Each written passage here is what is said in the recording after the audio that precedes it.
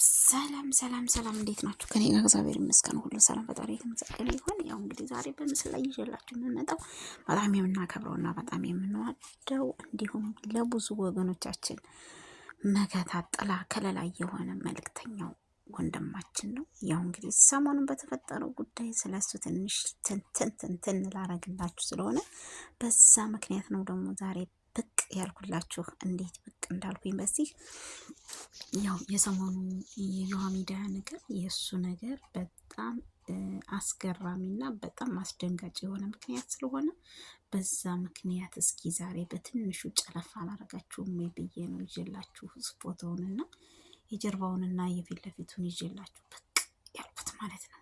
እንዲሁም የቲጂ ጓራዲት ቤተሰቦች ላይክ በማድረግ ሸር በማድረግ እንዲሁም አብረን የምንሰራ አብረን የምናድግ እንሆን እላለሁኝ። እና ዛሬ መልእክተኛው እንግዲህ ሁላችሁም የምታውቁት መልእክተኛው ነው እና ስለዚህ በጣም ብዙ ሰዎችን የሚረዳ በጣም ለብዙ ሰዎች የሚደርስ እሱ ልጅ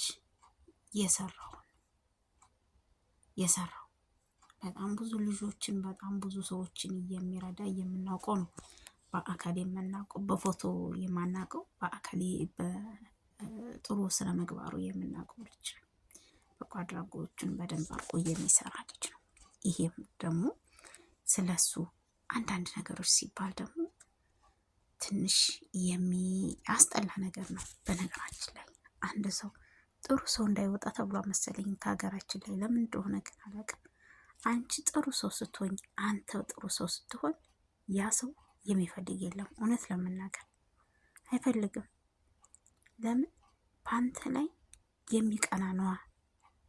በአንተ ላይ ጥሩ ስራ የሚሰራ አይደለም፣ ወይም በአንቺ ላይ ጥሩ ስራ የሚሰራ ወይም ጥሩ ነገር የሚሰሩትን ነገሮች የሚፈልግ ሰው የለም።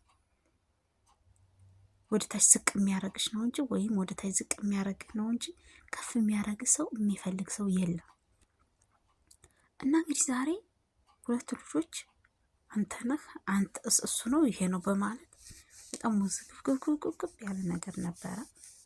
ግን የተወዘጋገበው ነገር በሙሉ በሆነ ነገር በራሱ ነገር ተፈታ። ለምን?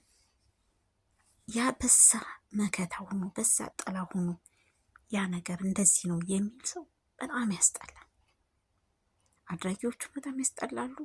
እንደዚህ የሚያደርጉትም ሰዎች በጣም ያስጠላሉ። እነዚህን ልጆች በመጥፎ ቃላት ሰው እንዲያነሳቸው በመጥፎ ቃላት ሰው እንዲተቻቸው የተደረገ ነገር ሆ ብሎ የተቀነባበረ ነገር የሚመስል ድረስ ነው። እኔ እንደዚህ እኔ ጉጉት ብዬ አይቼም አላቅም ነበርና ስለዚህ ምንድን ነው ሰው ለምንድን ነው ግን የራሱን ነገር የማይፈጥረው? ለምን በሰው ላይ ይገባሉ? በጣም የሚገርምና የሚያስጠላ ነገር እኮ ነው።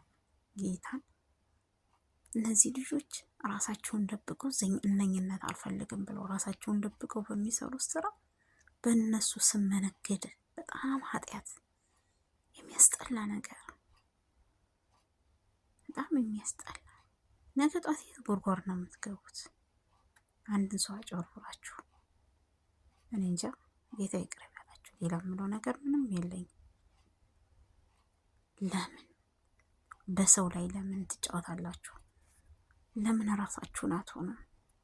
ዛሬ ይህን ሰው እያጨበረበራችሁ ነገስ እነዚህ ልጆች ስም አጠፋችሁ። ነገስ የሚመጣው ሰው ያምናል? ህዝቡ ያምናል? አያምንም።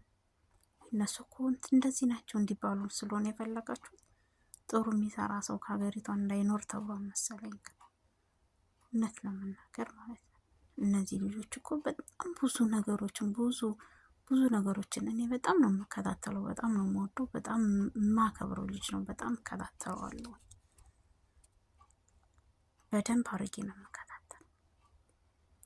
ስለዚህ እንደዚህ አይነቶችን ነገሮች ዝነኛማ የሚፈልጉት ይዋሉ እኮ ቲክቶክ ላይ 24 ሰዓት ሙሉ ተጥለው ስለሰው ሲበጭቁ የሚውሉት እንደነዛ ባለመፈለጋቸው ራሳቸውን ደብቀው በሚሰሩት ስራ ሌላ ትችት፣ ሌላ ነገር ይዛችሁ ብቅ አላችሁ።